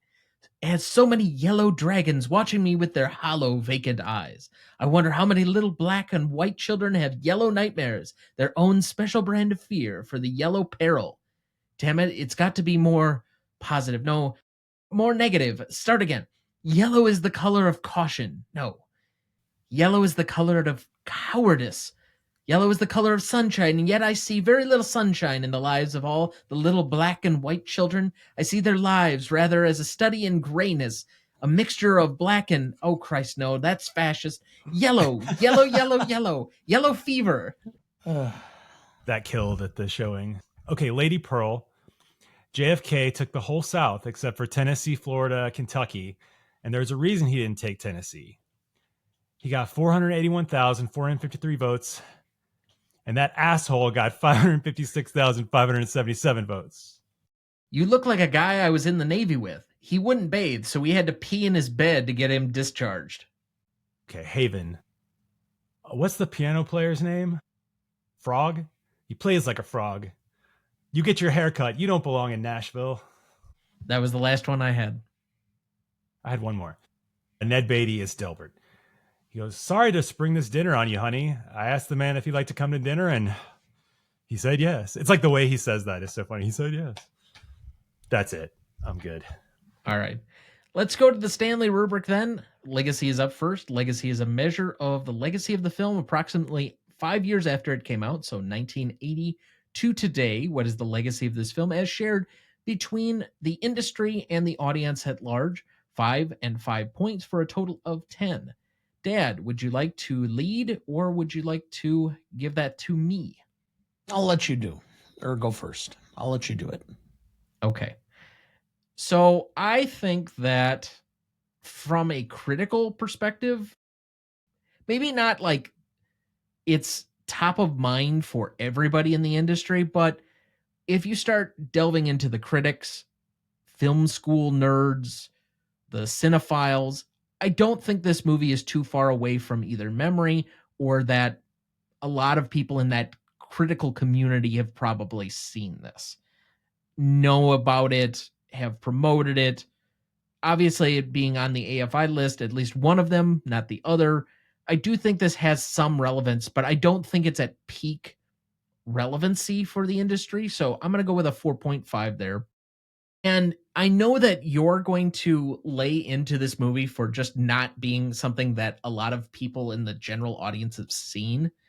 But my issue with that and how we've normally structured that is that that's measuring, especially when we did our poll, our straw poll within the office that we normally do on Mondays, and nobody had seen nor heard of this movie, which is not shocking to think, but these are not people that are watching even 30 movies in an average year. So it's kind of hard to use that as a barometer of whether or not this is something, because I'm trying to actually measure on an audience whether at least cinema people have seen this. And for me, that's rounding out at about a 2. So I have this at a 6.5. Okay. Industry. Yes, critics love this film. And I will give it points because I think it did make Lily Tomlin into a serious actress after her run on Laugh-In as more of a comedic actress. I think it also gave Robert Altman pretty much a long rope by which to hang himself. And quite frankly, part of the problem I have with this is I saw MASH, then I saw Popeye, then I saw Dr. T and the Ladies. And you're going, where was he going with his career? So, I have a little bit, as far as the industry goes, some questions about that and the longevity of him. But it also, there was a lot of names within this film that carried on, that this was their big exposure, including Jeff Goldblum, for that matter. This was where his first film was. So I'm going to go with a 4 for Legacy. The public... Oh, hold on. A 4 overall for everything? Or, excuse me, for the industry. Okay. That's what I said, for the industry. Sure, that's what you said. Yeah, that's what I said.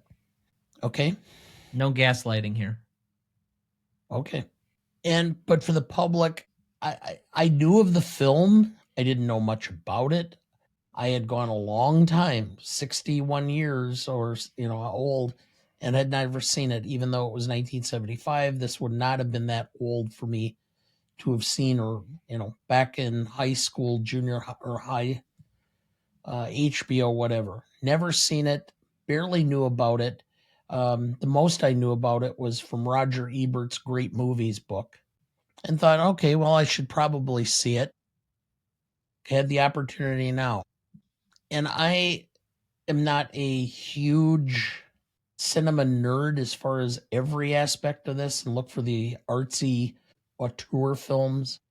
but I do know that I have some general knowledge. I have a hard time with this. So I'm at a 1.5 for the public because I just don't think it's resonated through time. I think it was fine in its moment, but I think the public has lost sight of it, has very little interest in it, and it's kind of just died out and just has a life within a certain sphere. So I am at a 5.5 overall. Okay. So I think in the 80s, when it felt like the focus kind of shifted a bit to like creating big hits or something profitable, it felt like that was sort of a shift that happened. I think Nashville is still looked back on and considered a seminal moment in the quote unquote golden age of Hollywood movies, like the 70s. So Siskel and Ebert are big heroes of mine. This was one of the only years where they both agreed on the number one film of the year. They picked this one. So critics loved it. I have a book by Pauline Kael. She loved it, and she was an early kind of champion of Altman in general. I think she said she saw an even longer cut, and she loved it, but then they cut it down to 2 hours 40. Anyway, yeah. So I give it 4.5 in terms of industry because I think it really did have that impact with, at least in the memory of people, about what golden classic Hollywood 70s was. And then, of course, the critical response to it was so huge, pretty monumental. So the public, this one kind of hurts me a little bit, but the movie wasn't a very big hit. I think it's considered a classic in film circles, but it didn't seem to really strike too much of a chord with the general public. And I don't think that I kind of agree with Dana that I don't think people talk much about it, or like, I feel like unless you're like a film person, I don't think this movie has really stuck around in a way. And I will say, as a little bit of a side note, in Nashville in particular, it is interesting because when this movie came out here, Nashville hated it. People hated it. They thought they were being made fun of. They thought like they were trying to make real country songs, like these songs are horrible. Minnie Pearl famously spoke out against it. Now it plays well because it's nostalgic. People, it has a different feeling now. It almost feels like people get what he was kind of doing maybe a little bit more, and realizing he wasn't trying to send us up in a mean way. I don't know, but yeah. So that was just a side thing but yes, I'm 2.5 in terms of the general public. So I'm a 7 total. All right. So that is a 6.33 average between the three of us. Let's move to impact and significance. This is a measure of the impact and significance of the movie in the initial 5 years that it came out. We again split this category 5 and 5 points between the industry and the audience for a total of 10. Dad, would you like to go first or second? I'll go first this time. For the industry, I think this did, in the short term, create several stars. Shelley Duvall had a nice run after this film. I think Keith Carradine had some significant roles. Lily Tomlin, if I remember right, I think 9 to 5 was done in 1980. Yeah, so that's right, within the 5 years. And that kind of really cemented her as somebody who could play that very traditional role of stern, but could be comedic at times, etc. So I think she had a bigger role there. And again, Altman continued to make films and to get Hollywood's backing for that period of time. So I'm actually, again, within the time frame with the critics and everything else and the nominations for the Academy Awards, I'm at a 4.5 for the industry. The public, it had its moment. I mean, it finished, I think, was 27th in the box office, so it wasn't great, but I mean, it wasn't like it lost money. So I'm going to give it a very middle of the road on that. So I'm at a 2.5 for the public. So I'm at a 7 overall. I'm going to go a full 5 on the industry side of it, just simply on a basis of It was well talked about. It was almost universally praised by the critics at the time. The Academy at least recognized it in a way that the general public did not. In my feeling of it, again, it didn't lose money, but it at least was not nearly as well received as several other movies, Jaws being the biggest of the year as far as box office draw.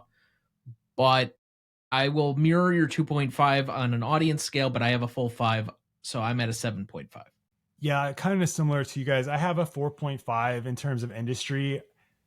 I feel like Altman was influential on film. I feel like a lot of filmmakers were almost trying to chase, maybe not his exact style is so very specific, but it was almost like, I feel like it almost invigorated filmmakers maybe to try to be a little bit more original or branch out and do different things.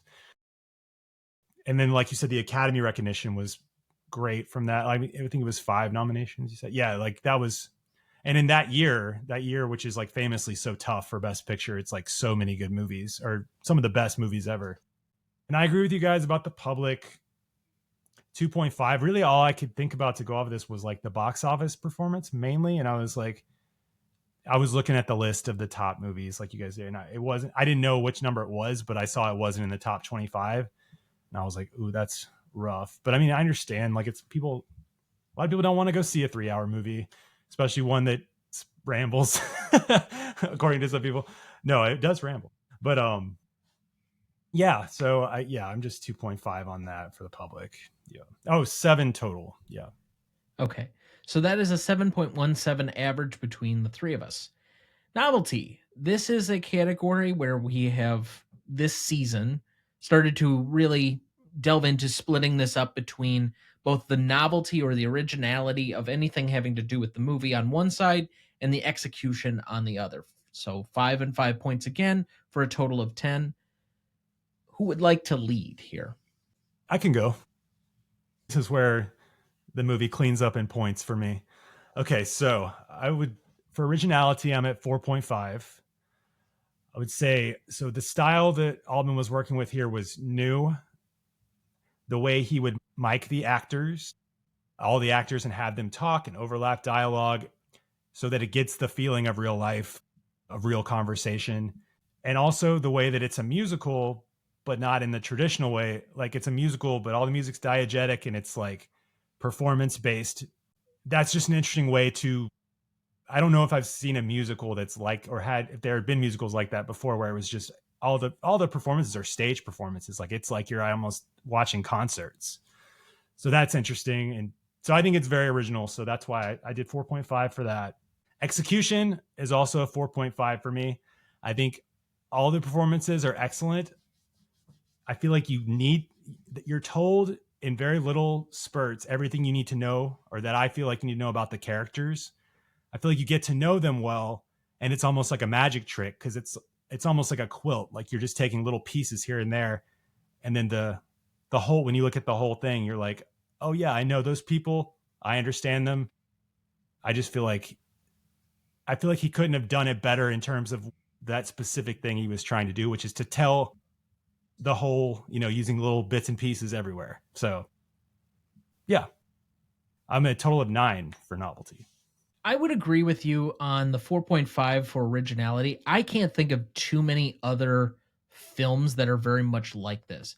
I think there are some, maybe I alluded to Playtime earlier as kind of like an aesthetic precursor. This does have kind of maybe some French New Wave feel to it, although I don't know if he's necessarily riffing on that. So it kind of is to itself. It doesn't even really take on the same spirit as some of the movies that he had that came before it. So I do think even among his films, it's somewhat original. So I have a 4.5 there as well.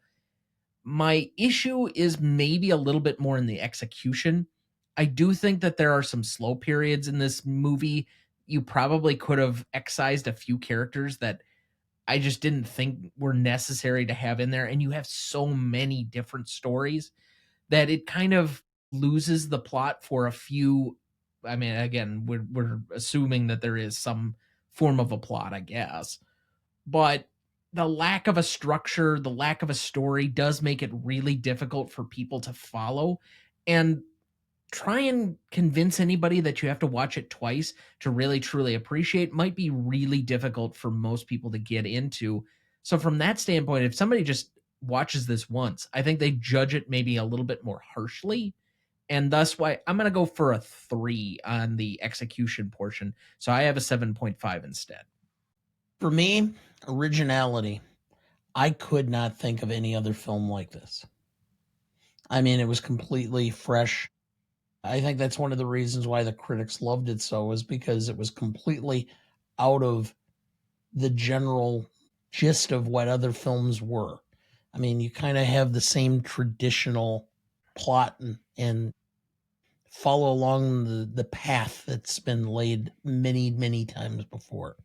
This deviates from that significantly. So I'm at a full 5 for originality. Now, the execution, the biggest problem I had with the execution is and I know Altman probably was trying to do this to some extent, is to create a film which is a Rorschach test. People see different things all the time. And I understand that, but from an execution point of view, you're the director. You're to some extent supposed to convey what you're trying to say with this film. And I think Altman so masked what he was trying to do with it that people read into this things that he never intended to or that were not there. It kind of reminds me of college English class where, the professor stands up there and everything is a Christ figure. And so I have a problem with that. So I can't give it, I like the way it was shot. I like the naturalness of the music and of the conversation. And I like some of the humor and how it was set up so that it showed the folly or the humor in everyday life, even among celebrities. But I can't give it anything higher than a 4 in execution. So I'm at a 9. I was not expecting to be necessarily the low man there. So that's an 8.5 average between the three of us. Let's move to classicness. This is a really hard category for us to normally define per se, but it usually boils down to, has the movie aged well or not, realistically? Now, we traditionally used to start at a baseline of a 7 because it's easier for films to age poorly than for them to age well. And so adding back points in was always harder, but we've since moved this season to a 6 as a baseline start. Dad, this seems to be your most nuanced category that you usually love, so I will let you start here.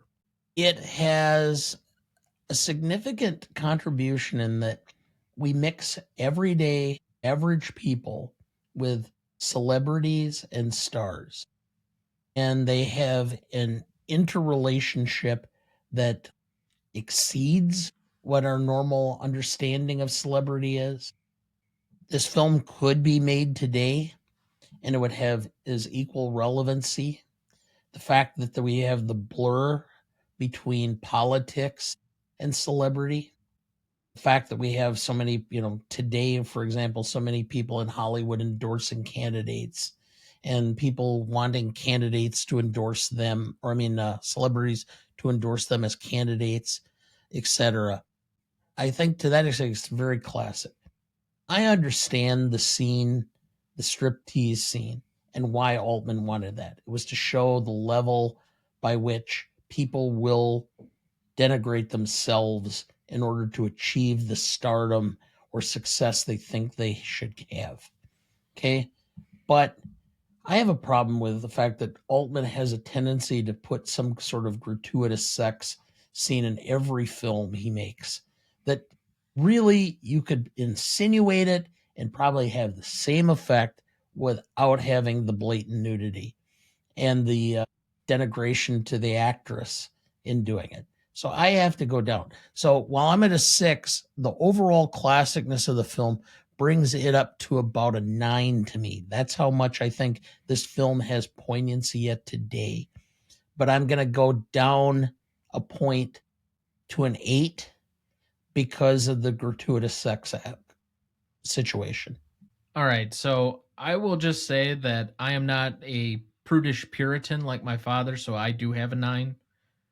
I think it's ahead of its time on quite a few things about American culture that we've kind of discussed throughout the show. I give it an additional point for timelessness in here. Probably could almost go 2. It's getting to be at 50 years. I would say, yeah, let's just go with the 2 there. And I really don't see anything that's that ill classic or exploitative or anything else that I don't think at least you could make a fair argument is a raw version of showing somewhat of our ugly side of America to ourselves. So my 9. In retrospect, I like your point, and I will also note that there was an African American character. Obviously, that character was supposed to be Charlie Pride. He was the African American country music star of the 70s, who actually was killed by COVID because they gave him his award and said, "Oh no, it's safe to come." And then he gets COVID when he's at the Country Music Awards getting his thing and dies. Crazy. So I will go back. I will go to an 8.5. Yeah, that point you just touched on was kind of let me go at it this way. I think it's aged really well. I think the things you can take points off for it are some of the more like superficial ways in which it's dated, but like that's not a big deal. Like, the, I guess, technology, the reel to reel stuff, that doesn't matter. But the thing about the race stuff in the movie, I think, I'm not saying it's inaccurate or not true to its time, but it does make you cringe and wince, and it's kind of rough. Like, I'm thinking of one particular line that Haven Hamilton has when he walks by him that I thought was just really messed up. And I was like, we get the point. I think even without that, we don't need, like, it's just that stuff kind of makes it. And I was going to say, even like I said, even the politics don't feel that dated particularly. I mean, they're talking about taxing the rich in this movie, like things like that. It's just, yeah, I think with all that, and then maybe lawyers. Yeah, they're talking about lawyers. Counting off a little bit for the race stuff, which I kind of do because of the way it's done. I also take Dana's point about Altman does like to present nudity sometimes in a way. Like, I was thinking about Shortcuts when you said that, because there's a scene where they have a fight and Julianne Moore's just bottomless and they're having an argument and there's no real reason for it. It's just kind of there. And you're like, yeah, he does have a tendency, I think, to do stuff like that almost as for shock value or something. So I'm going to go with 8.5 for classicness. All right, so we have an 8.67 between the three of us here. Finally, let's go to rewatchability. We usually allow anybody to have their own subjective test of this, since this is our guest's favorite movie. Before we potentially knock it down a peg, let's let him lead with his likely high score. Okay. I'm a 4.5 on how likely I am to put it on, just because obviously I've watched it several times. I've seen it. I make a point to see it whenever it's here in the theater, just because that experience of watching it in a theater, and usually it's sold out. It's always a lot of people here to watch it. I don't know. It just, there's something about it that's addicting, or like, it just feels like everybody's kind of on the same wavelength of the movie, which may not be the case. Some people may not be into it, but people seem to be. I mean, it's getting big laughs and people seem pretty affected by it. So I don't see, but the thing about it is, I'm going to say 4.5 because I did even put it on myself to watch the director's commentary. So that means I must be pretty into watching it. The number for if I leave it on when I stumble across it is going to be a 4. The reason for this is because I can see myself getting sucked very easily into this movie. Like I can kind of jump into it and get going with the flow of it. But because of the length of it, I take it down a little bit point wise, because it would have to be a day when I don't have much going on. It wouldn't be easy to just jump in and watch the rest of it. You just have to have a clear schedule. So yeah. So let's see, 4.54. That's a not, I'm sorry, 8.5. Go ahead, Dad. All right. This one, when we finish watching the films, I wait to do my actual scoring and everything until the afternoon before, because I like to just let things kind of ruminate in my in my mind and in my heart and kind of come up with things. I am all over the fucking board on this on rewatchability. Part of me wants to really watch it again and see if I get something out of it. When you're talking about it being in the theater, I find that being in a collective like that, where it's a shared experience, has a different feel than watching it on your own. Very much so. And half of me goes, if this were to show in a theater, would I really enjoy this more being with a group of people who are all reacting and feeding off the energy that's conveyed through their enjoyment or shock or humoristic vision of the film? It's definitely how I feel about Dog Day Afternoon. Yeah, I'm all over the board on this. So my normal one is would I watch it again is a 6. Because part of me says that in about 6 to 12 months, I should rewatch this and reevaluate it. I'm going to go to a 7. I have really struggled with this because part of me just goes, why would I want to rewatch a film where it's a musical with no one who can sing?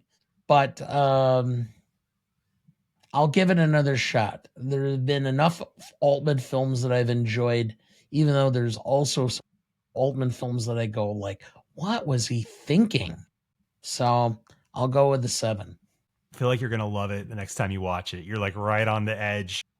And in fact, the number I just gave is different than the number I wrote down at 5:30 this afternoon. That's awesome.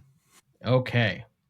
So I have been subjecting myself to trying to be the objective voice. And this is where I incorporate the more broad swath of potential people watching movies. Since we have out and out said throughout this program that it is not a first watch movie, I think it's going to be really hard to sell people on a first watch, let alone a second watch, unless you have a specific purpose going into it and like really want to understand and appreciate it like seemingly so many other critics and cinephiles seem to do. And so from that standpoint, the runtime is going to work against you. The lack of a plot, when I think most ordinary people are going to want plot and conflict and character development. And this movie at first glance really struggles, if not outright just doesn't have those. Like I think of my grandma sitting and watching this with us the other night, or my grandfather who watched about the first half and I saw him nod off 3 times in the early portion of this film. That's not that difficult. He nods off at any time between 7 and when he goes to bed at 8. But along those same lines, I just wonder how many people I could sell on rewatching this that have seen it the first time and are just like, I don't understand what the hell I was watching. No, it plants the seed, though. It plants a seed because you have Dana, for example, who ended the movie going, I don't think I like that. And then as the days go on, it just grows in your head and it makes you think maybe you should rewatch it to see what's going on. I think that's a little hopeful. Okay. To be quite honest, like, again, I dreaded putting this on and doing this. I knew we had to discuss it because it is a big movie to discuss over the course of the list and how we've done our show. But by the same token, I just, from 4 years ago, I'm like, that's not a movie that I feel I need to rewatch anytime soon. Now, I feel a little bit different about it now coming back to it the second time, but my need to watch it again was not necessarily there. Now, would I maybe get more out of it on a third watch? Sure. Do I think I've at least accomplished enough where I can understand why people in a way appreciate the movie? I think I've gotten to that place. But on an objective level, for the average person, I think a 3 is actually warranted here. So unfortunately, that drops the rewatchability score to a 6.17. Now, moving to audience score on this one, we had a 72% for Google users and an 83% for Rotten Tomato users, giving us a 7.75. So to repeat the categories, we had a 6.33 for Legacy, a 7.17 for Impact and Significance, an 8.5 for Novelty, an 8.67 for Classicness, a 6.17 for Rewatchability, and a 7.75 for audience score, giving us a final total of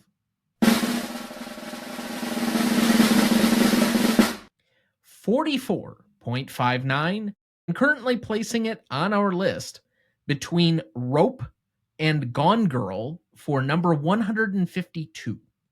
It's a little higher than I thought it was going to be. But somewhere in the grave, Robert Altman is scoffing at us, not understanding his work. Now, to be fair, I think let me look up, because we discussed MASH earlier this year. I just want to see where this is at, if I can find it on our And I grader love list. Altman, by the way, while you're looking. I was going to say, I love Altman, but MASH is actually one that never really has clicked with me. And I've tried it a couple times. So it's like, it's very hit or miss. Yeah, it's. I went and saw Popeye in the theaters, and All right, to be fair, MASH is currently 201st, going to be 202nd on the list. And this is going to be 152. So it is substantially higher on the list than the other Altman movie so far that we've covered. But has there ever been a more perfect casting, Dana, than Shelley Duvall as Olive Oil? well, I understand the Spot casting. on, Robin right? Williams Spot is the on. only one who could have played Popeye. Yeah, they just did a good job with the casting. The rest of the movie is questionable, but they did a good job with the casting. It's just that the script was terrible. It made no sense. It wasn't funny, and I'm like, what's the purpose of this? As we're talking about the revisionist almanac, we're doing 1982 because that was the year I graduated high school, and being from a small Midwestern city, you had three choices of what to do on a Friday or Saturday night. You went to the movies, the football or basketball game at the high school, or you went and found some party someplace to go to. Okay. I was never a big party guy. So I went to a lot of movies. And in fact, I have 42 movies for 1982. I saw 21 of them in theater. Cool. Nice. Does Altman have an 82 movie? I want to say maybe he does. Is Come Back to the Five and Dime Jimmy Dean an 82 movie? I don't think that's on the list. Okay. It might not be 82. I know it's around there, but it may not be.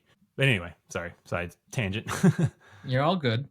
So, as usual, if you have any complaints about our movie or our scoring, have anything to congratulate us over, think we got this totally wrong, any commentary at all, you can write us at greatestaltimemoviepodcast@gmail.com. You can find us on any of the socials at Gmote Podcast, or you can find us at our website, RonnieDuncanStudios.com/Gmote Podcast. So it's saying in his filmography, Come Back to the Five and Dime, Jimmy Dean was from 1982. Yeah, I mean, it's not going to be probably in any of the Academy categories, but it's based on a play. It feels very much like a play. Has a great cast. It's like Karen Black, Cher, Sandy Dennis, Kathy Bates is in it. It's good. I mean, it's good if you like Altman. But you know, it's kind of one of those movies where if you're not an Altman fan, I don't know if you'll love it. I will say this most recent version of watching this, and our more, I guess, within the last 6 months, watching of Magnolia, has maybe started to unlock another director for me that's always felt inaccessible in PTA. Absolutely. Because he has said he models himself, his role model is Altman. Magnolia is his Nashville, he said. Yeah. Magnolia very much feels like his Nashville in LA. Mm-hmm. I think it's a little bit more developed with some of the character arcs. Like they have specific character arcs, and so it's not nearly as ordinary to a lot of the characters, and it's obviously we don't have quite as many people to follow, but yes, you could definitely see the parallels between the two. But I will say part of the reason why Altman had 24 characters in this, he didn't want development because some of the key characters were supposed to be superficial. There wasn't any depth to them. That's just who they were. What's funny is, have either of you seen Shortcuts? No. So that came out in 93, and it basically, he did Nashville again in LA. It's 24 characters, but it's a little longer, and it's more dramatic than Nashville. It's not as funny. And that I think does do a better job at fleshing out the characters, maybe, like where it's a little bit I think it's the fact that it's not trying to be funny that maybe helps it a little bit. But like, I'd be curious to know what y'all think of Shortcuts. I think it's great, but okay. Again, it's a lot like his Nashville moved to LA in the 90s. So all right, great we can book you on the 2033 episode of Shortcuts. Okay. All right. Please pencil me in, please. I'll be like, let's see, that's how many years from now? So 8? So you'll be 69. Oh, okay. Well, all right. I won't be that old. I'm going to be your Altman / Polanski guy. I'll come on for any Wow. The only thing worse than that is maybe the Woody Allen guy that we made. Another director I love. Anyway, let's move on. Yes. So, yes, our expert on Roman Polanski, Woody Allen, and Jeffrey Epstein. The problematic. That reminds me, we have to pull the Band-Aid off on that one, Dad. I haven't started doing any scheduling yet for the season after next, but Annie Hall's anniversary does come up. I know. I do have a friend whose favorite film is Annie Hall. I get it. I could ask him if he wants to do it. What? So it devolves into what is a Kennedy Democrat discussion? Yeah, I have a friend who's one of these people that, as long as we talk about anything other than politics, we get along just great. Yeah. But he takes such a right turn that it just goes, wow, I can't even go there. Yeah, you just have to leave that off the table completely. Yeah, but anyway. All right, getting back to the film just for a brief second here. I don't have any remaining questions for this one. I don't think that's the point of the film, is to necessarily ask questions so much as just to kind of sit with the vibes of the film, as opposed to anything like nitpicky or really questioning, because that just to me does not feel like what this movie is or is trying to do. So I will leave it. If you guys have remaining questions, please, by all means, but I don't have any. Stuff that can't be answered, like, does Barbara Jean live? Seems unlikely she will, but you never know. I suppose, but I don't know. The way she's like flailed out like that, it just, and the fact that they're trying to transport her instead of like doing a triage just doesn't bode well.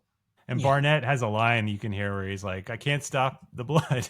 So it doesn't sound great for her, but we already talked about why did Kenny shoot her? There's theories about that. Yeah.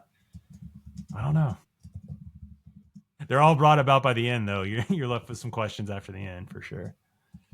It just seems that the film exemplifies just the sheer muddled mess of culture, politics, entertainment, etc., and how we had strains from the Vietnam War still living on.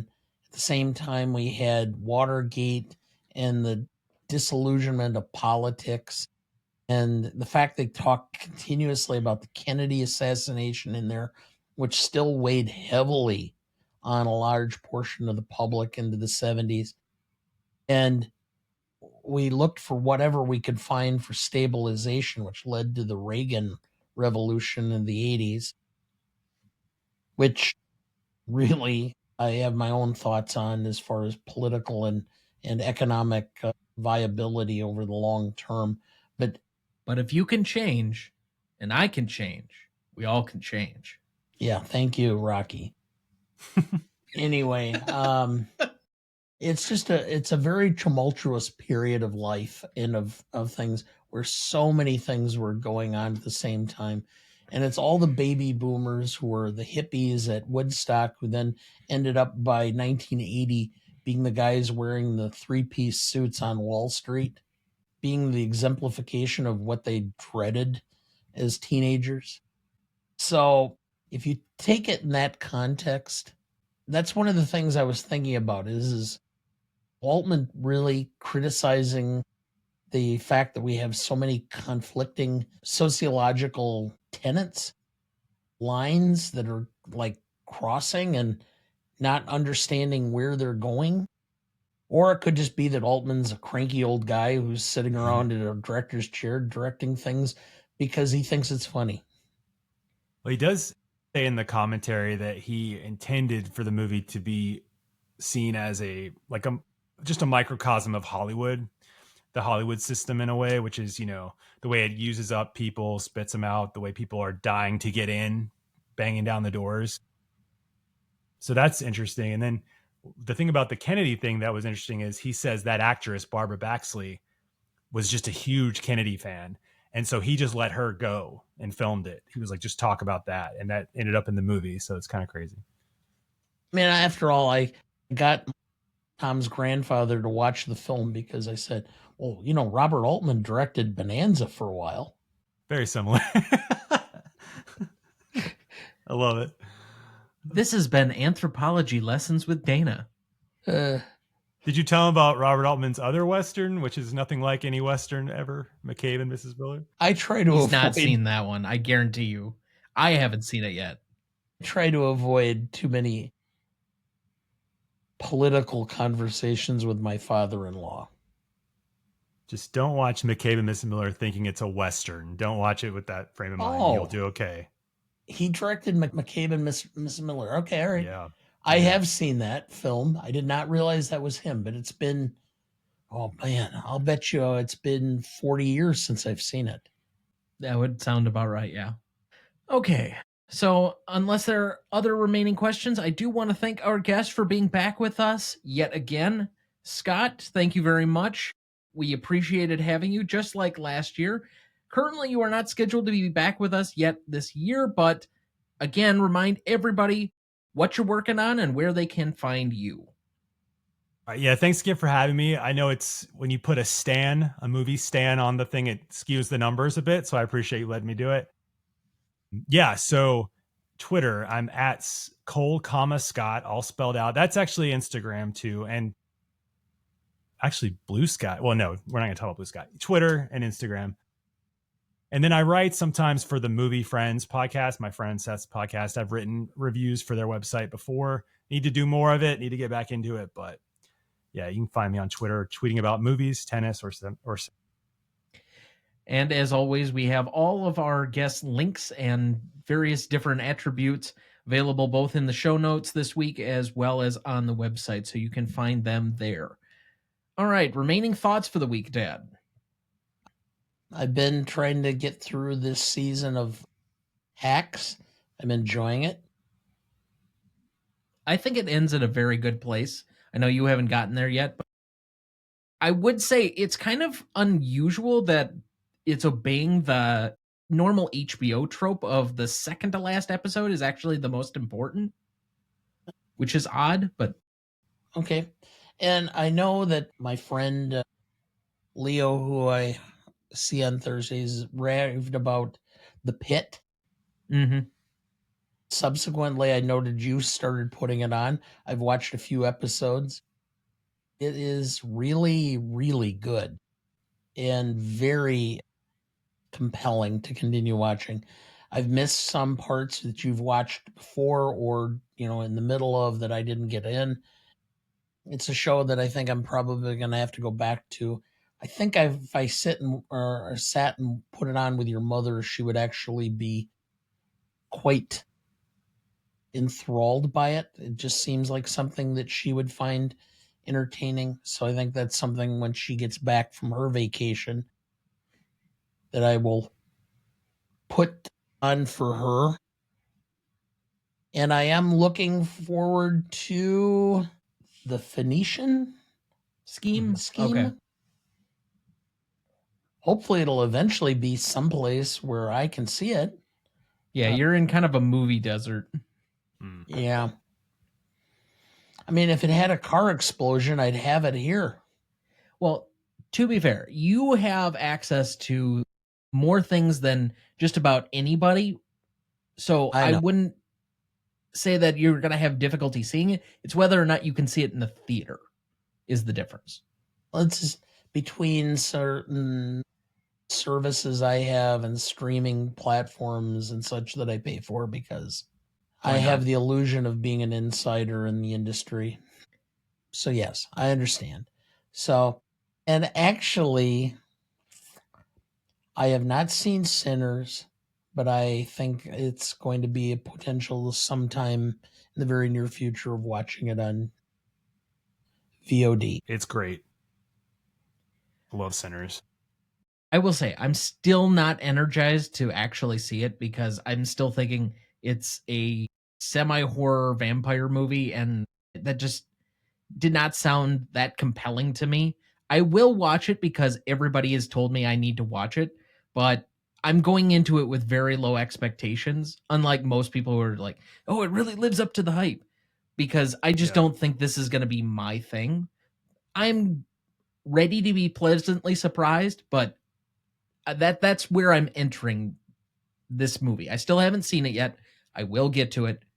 It's just a matter of timing, especially with the amount of projects and random things that I have going on right now yet, even with summer classes, which seem to be almost more onerous during the summer somehow than the regular classes that I have. But we'll yeah. Welcome to law school. Yeah, I know. Somehow they overload you even in the summer, but regardless, I will say I agree on The Pit. It is compelling. It is very intense. It does not have any letdown moments as far as like there is no boredom. You're constantly pinging back and forth between various different things, but it's got great peaks of emotion and great dives of emotion. So it wraps a lot of things. I do not do well with a lot of the medical gore portion of things, and there are moments where I will cringe at, they open up somebody's chest, and yeah, I'm recoiling, but it's still a very compelling show. The characters are very rich in it, so I would also recommend that as well. So with that will do it for us this week. Thank you for listening. Crying helps me slow down and obsess over the weight of life's problems. Next week, for our 266th episode, we welcome back film critic Michael Willoughby to discuss another Pixar classic with Inside Out from 2015, celebrating its 10th anniversary. Written and directed by Pete Docter, with Meg LaFauve and Josh Cooley, cinematography by Patrick Lynn and Kim White, music by Michael Giacchino, starring Amy Poehler, Phyllis Smith, Richard Kind, Bill Hader, Lewis Black, and Minnie Kaling. You won't want to miss that one, so watch ahead of the show by searching the Real Good app to find where it's streaming for you. That's REELGOOD. Please like, follow, rate, and review, or whatever on whichever platform you have so that more can join in on our fun. You can also email the show at RonnieDuncanStudios.com or at GreatestAllTimeMoviePodcast@gmail.com, or find us on YouTube, Instagram, Twitter, Letterboxd, TikTok, or Blue Sky at the handle @GModePodcast. The Greatest Movie of All Time is a production of Ronnie Duncan Studios. Our show is mixed, edited, and written by Thomas Duncan. Our music is thanks to Purple Planet Music. Our technical provider is Riverside FM. Our distributor is Captivate FM.